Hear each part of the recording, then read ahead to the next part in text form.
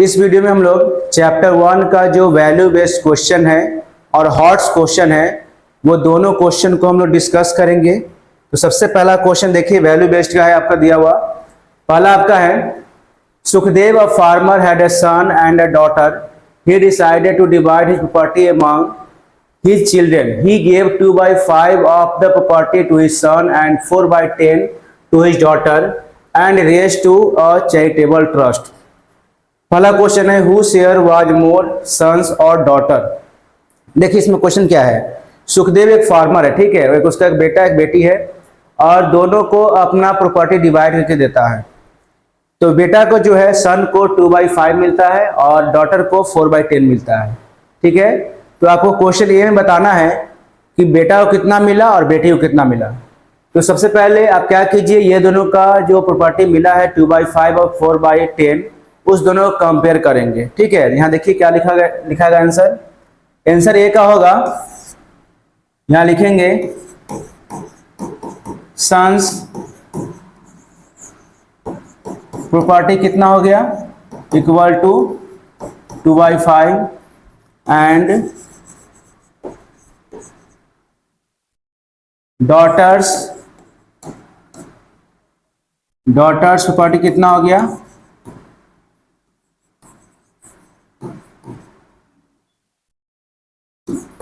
Property equal to हो गया 4/10, ठीक है। अब देखिए सन का 2/5 है और इसका भी आपका इसका है 4/10, अगर इसको काटेंगे तो कितना हो जाएगा आपको 2/5 हो गया। देखिए दोनों इक्वल हो गया, यानी दोनों को इक्वल शेयर मिला, ठीक है। ध्यान लिखेंगे बोथ गेट इक्वल शेयर, ठीक है, इक्वल शेयर, क्योंकि आपका सन का भी 2/5 हो गया और डॉटर का भी 2/5 हो गया। ये आपका एक आंसर हो गया। What do you feel about Sukhdev decision, which value was used here? देखिए यहाँ पे सुखदेव के डिसीजन के अकॉर्डिंग क्या वैल्यू पता चलता है, तो यही वैल्यू पता चलता है कि कभी बेटा और बेटी में भेदभाव नहीं किया और उसके अकॉर्डिंग जो भेदभाव नहीं हुआ उसके अकॉर्डिंग दोनों को प्रॉपर्टी बराबर बराबर दिया गया, ठीक है। ये इसका आंसर हो जाएगा बी का। अब देखिए क्वेश्चन क्या लिखा है 2 में, कविता along with her family was planning a vacation to a hill station but they were confused where to go। देखिए कविता और उसकी फैमिली जो है वेकेशन पर जाने के लिए प्लान करती है, ठीक है, लेकिन वो कंफ्यूज होती है कि जाए तो जाए कहाँ, ठीक है। कविता's mother asked her to find out the maximum temperature of few hill station for deciding on the place to visit।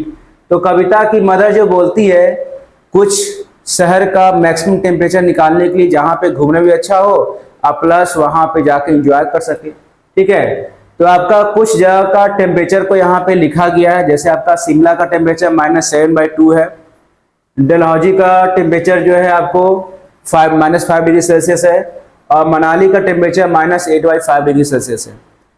तो क्वेश्चन ये है, arrange the temperature of these hill station in ascending order. तो ये जो आपका temperature दिया हुआ है इसको हमें असेंडिंग ऑर्डर में अरेंज करना है, ठीक है। तो आप लोग ब्रेन टीचर में पढ़े हैं, चैप्टर में पढ़े हैं कि जो भी आपका नंबर दिया हुआ रहेगा, ठीक है, फ्रैक्शन दिया हुआ रहेगा, उस फ्रैक्शन का हम लोग एलसीएम निकालेंगे, यानी कि जो आपका डिनोमिनेटर होगा उसका एलसीएम निकालेंगे। तो अकॉर्डिंग टू क्वेश्चन हम इसको सॉल्व करते हैं। ए नंबर को, ए नंबर का आंसर क्या होगा, यहाँ लिखेंगे -7/2, यहाँ लिखेंगे -7/2 -5 और इसके बाद -8/5, ठीक है। हम लोग इसका जो डिनोमिनेटर है उसका हम लोग एलसीएम निकालेंगे। तो इसका एलसीएम जो होगा आपको हो जाएगा कितना, एलसीएम हो गया आपको 10, ठीक है। एलसीएम लिखेंगे यहाँ पे 10, यहाँ पे आपका एलसीएम कितना हो जाएगा 10 हो जाएगा। अब देखिए हम लोग इसको अरेंज करेंगे, लिखकर पहले एलसीएम से हम लोग उसको इक्विवेलेंट फ्रैक्शन निकालेंगे। -7/2 इंटू 5 इंटू 5 कितना हो गया -35/10, पहला हो गया। उसके बाद -5/1 इंटू 10 तो इंटू 10 हो गया, कितना हो गया -50/10, ठीक है। थर्ड में आते हैं -8/5 इंटू 2 इंटू 2 कितना हो गया, -16/10। ठीक है, अब इसको हम लोग असेंडिंग ऑर्डर में अरेंज करेंगे। तो असेंडिंग ऑर्डर में कैसे अरेंज होगा, इसका असेंडिंग ऑर्डर हो जाएगा आपको, सबसे छोटा आपका हो गया, यहाँ देखिए असेंडिंग ऑर्डर हो गया -50/10, ठीक है, -35/10 और -16/10। ठीक है, सबसे छोटा आपका -50 हो गया, उससे बड़ा, उससे फिर बड़ा, असेंडिंग ऑर्डर में हो गया। अब इसके अकॉर्डिंग आपको क्या होगा, यहाँ पे लिखेंगे -50/10 किसका हो गया, आपका हो गया -5 का। ठीक है, उससे फिर अब बड़ा कौन सा होगा, -7/2 और उससे फिर बड़ा हो जाएगा आपको -8/5। ये आपका असेंडिंग ऑर्डर में अरेंज हो गया। ठीक है, अब क्या लिखा हुआ है, which place they decided to visit. अब अकॉर्डिंग टू असेंडिंग ऑर्डर अब ये बताना है कि कौन से प्लेस पे वो ये विजिट करने का डिसाइड करेगी, क्योंकि उसको जाना है मैक्सिमम टेम्परेचर में। ठीक है, तो आपका मैक्सिमम टेम्परेचर कितना हो गया, -8/5। अब -8/5 कहाँ पे आता है, मनाली। तो यहाँ पे इसका आंसर क्या हो जाएगा, मनाली हो जाएगा। ठीक है, ये मनाली विजिट करेगी।